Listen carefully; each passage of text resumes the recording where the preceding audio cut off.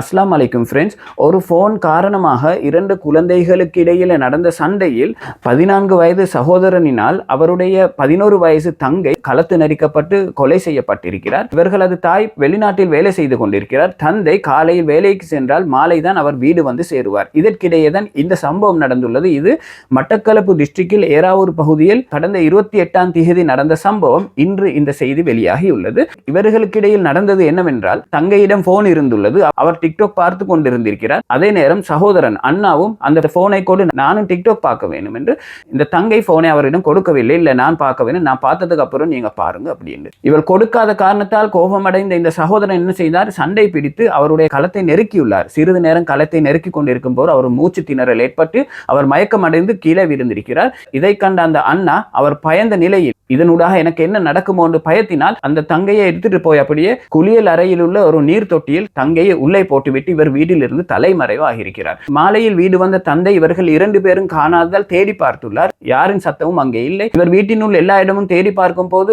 குளியறையில் அந்த நீர் தொட்டியில் மகள் இருப்பதை கண்டு உடனே மகளை வெளியெடுக்கிறார். அவர் மூச்சு அற்ற நிலைமையில் இருக்கிறார்.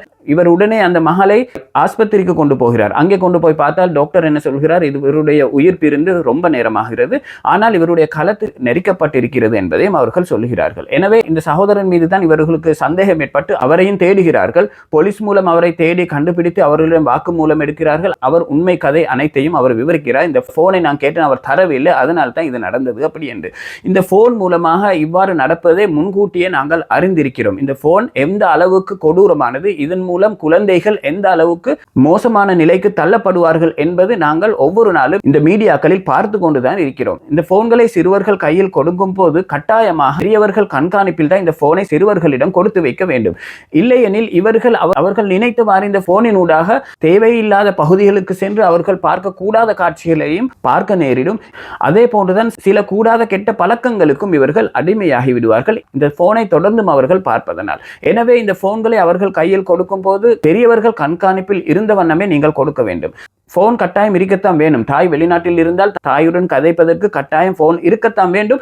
ஆனாலும் இது போன்ற சூழ்நிலையில் யாருமே இல்லாத நேரத்தில் இந்த குழந்தைகளிடம் போன்களை கொடுத்து வைக்காதீர்கள். இந்த சம்பவம் மற்றவர்களுக்கு ஒரு பாடமாக இருக்கட்டும். வெளிநாட்டில் உள்ளவர்கள் உங்களுடைய குழந்தைகளுக்கு போன் கொடுப்பதாக இருந்தால் கண்காணிப்பில் இருந்தவாறு போனை கையில் கொடுங்கள். இல்லை என்றால் போனை சுவிட்ச் ஆஃப் செய்துவிட்டு பக்கத்தில் வைத்து விடுங்கள். கதைக்கும் நேரத்தில் மட்டும் உங்களுடன் கதைக்கலாம், அல்லது அவர்களுடைய பொழுதுபோக்குக்காக வேண்டி அவர்கள் டிக்டாக், ஃபேஸ்புக், யூடியூப் பார்க்கலாம். ஆனால் பெரியவர்களின் கண்காணிப்பில் இதை வைத்துக் கொள்ளுங்கள். அவ்வாறு இல்லாவிட்டால் இதுபோல் சம்பவங்கள் தொடர்ந்து நடந்து கொண்டுதான் இருக்கும். எனவே இந்த போன் ரொம்பவும் ஆபத்தானது என்பதை இந்த சம்பவத்தினூடாக நாங்கள் ஒரு பெரிய பாடத்தை படிக்க வேண்டும். வெளிநாட்டில் உள்ளவர்கள் பெற்றோர்களே, உங்கள் குழந்தைகளுக்கு நீங்கள் போன்களை கொடுப்பதாக இருந்தால் பெரியவர்களின் கண்காணிப்பில் மாத்திரம் அவர்களிடம் போனை கொடுங்கள். இல்லை என்றால் போனை சுவிட்ச் ஆஃப் செய்து ஒரு இடத்தில் வைத்துவிட்டு அவர்களுக்கு விளையாட சொல்லுங்கள், அல்லது பாட புத்தகங்களை எடுத்து படிக்க சொல்லுங்கள், அல்லது வேறு வேலைகளை செய்யலாம். இந்த போன் காரணமாக இந்த குடும்பத்துக்கு நடந்த கதையை பாருங்கள். அம்மா வெளிநாட்டுக்கு வேலைக்கு சென்ற காரணமே போதிய பொருளாதாரம் இல்லாத காரணத்தினால் தான் அம்மா வெளிநாட்டு வேலைக்கு செல்கிறார், தந்தையும் வேலைக்கு செல்கிறார். குழந்தைகள் இருவரும் இந்த ஒரு நிலைமைக்கு தள்ளப்பட்டுள்ளார். எனவே இப்போது அவர்களுடைய 11 வயது அந்த பெண் குழந்தையும் இல்லை, அதே போன்றுதான் 14 வயது அந்த ஆண் குழந்தையும். சில நேரம் நீதிமன்ற உத்தரவின்படி அவரை சிறுவர் பராமரிப்பு நிலையத்திற்கும் அனுப்பக்கூடும். இந்த தாய்க்கும் தந்தைக்கும் 2 குழந்தையும் அவர்களுடன் இல்லாமல் போனதுதான் ரொம்பவும் கவலைக்குரியதாக இருக்கிறது. எனவே வெளிநாட்டில் இருக்கக்கூடியவர்கள் கட்டாயம் உங்கள் குழந்தைகளிடம் போன் கொடுப்பதாக இருந்தால் பெரியவர்களின் கண்காணிப்பின் கீழ் மாத்திரமே கொடுங்கள். இல்லை என்றால் சுவிட்ச் ஆஃப் செய்து ஒரு பக்கத்தில் வைத்து விடுங்கள்.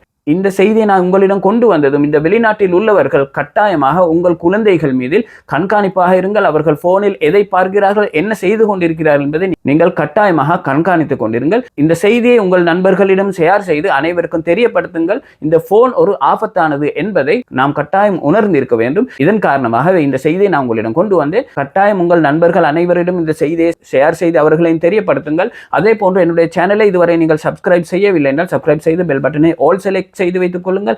இது போன்ற முக்கியமான தகவல்களை நாங்கள் பதிவேற்றம் செய்ததும் உங்களுக்கு நோட்டிபிகேஷன் மூலம் காணக்கூடியதாக இருக்கும்.